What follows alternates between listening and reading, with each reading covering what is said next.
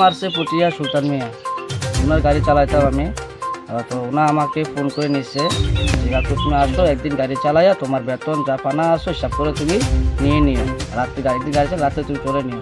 তো আমি বললাম যে কাকু আমার বউ তো দিনমাস 7 মাস, তো আমি গাড়ি চালাতে পারবো না। তখন আমি আপনি ড্রাইভার দেখালাম, তাই না আমাকে বললো, মানে উগ্রের মধ্যে বললো ড্রাইভার থেকে পাবো আমি, তুমি ড্রাইভার দেওয়া যাও, গাড়ি হাজিরা দেওয়া যাও।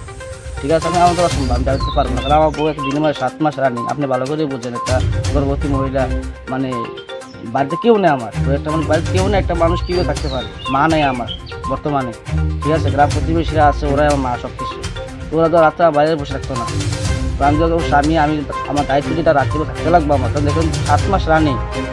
এই কারণে টাকা খুঁজতে যাবো আমি, টাকা খোঁজা আমাকে সে আমার ঘরে নিয়ে আমার হাত বেঁধে ওই সুলতান মিয়া ছেলে সাদুল ইসলাম সাকিব আর ওর ভাই কাউসার হোসেন, ও আমাকে অনেক মারধর করছে। তারপর আমার গ্রামের লোক যাওয়ার পরে ওদেরকে আমার ছাড়িয়ে আনছে। এখন তুমি কি চাইতেছো?